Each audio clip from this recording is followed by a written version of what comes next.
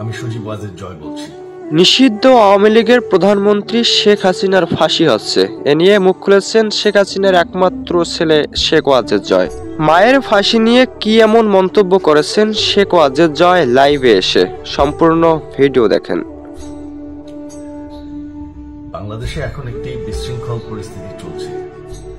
সারা দেশে আমাদের ভাঙচুর হচ্ছে, লুটপাট হচ্ছে, আমাদের শহরের বাইরে আমাদের নেতাকর্মী, আমাদের আওয়ামী লীগের নেতাকর্মীদের উপর হামলা চলছে।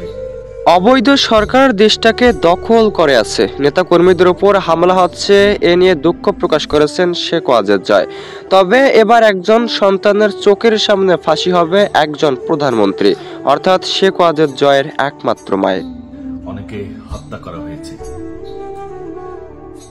এই পরিস্থিতিতে আমি বলতে চাই, আওয়ামী লীগ হচ্ছে বাংলাদেশের সবথেকে পুরাতন গণতান্ত্রিক এবং সবথেকে বড় দল। আওয়ামী লীগ কিন্তু মরে যায়নি। আওয়ামী লীগ এই দেশকে, বাংলাদেশকে স্বাধীন করেছে। আওয়ামী লীগকে শেষ করা সম্ভব না। আমরা বলেছিলাম যে আমার পরিবার আর রাজনীতি করবে না, তবে আমাদের নেতাকর্মীর উপর যেভাবে হামলা হচ্ছে, এই পরিস্থিতিতে আমরা হাল ছেড়ে দিতে পারি না।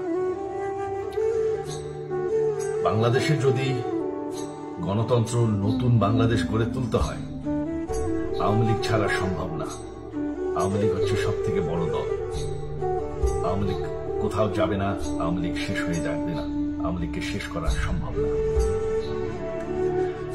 আওয়ামী লীগের নেতাকর্মীদের আমি সবাইকে আহ্বান জানাচ্ছি যে আপনারা সাহস নিয়ে দাঁড়ান, আপনারা একা না, আমরা আছি। বঙ্গবন্ধুর পরিবার কোথাও যায়, আমরা আপনাদের সাথে আছি। দেশকে, আমাদের নেতাকর্মীদেরকে, আওয়ামী লীগকে রক্ষা করার জন্য যা প্রয়োজন আমরা করতে প্রস্তুত। এই যে আমাদের বর্তমান যারাই আছে ক্ষমতায়, তাদেরকে আমি বলব যে আমরাও একটি গণতান্ত্রিক, শৃঙ্খল, নিরাপদ বাংলাদেশ চাই, জঙ্গিবাদ মুক্ত। তার জন্য আমরা সবার সাথে আলোচনা করতে প্রস্তুত। শুধুমাত্র তারা যদি জঙ্গিবাদ এবং ভায়োলেন্স বাদ দেয়। শেখ হাসিনা মরে যাননি,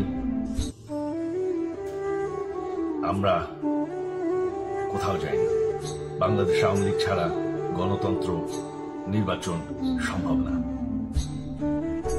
এই বলে আমি আমার কথা শেষ করছি। জয় বাংলা।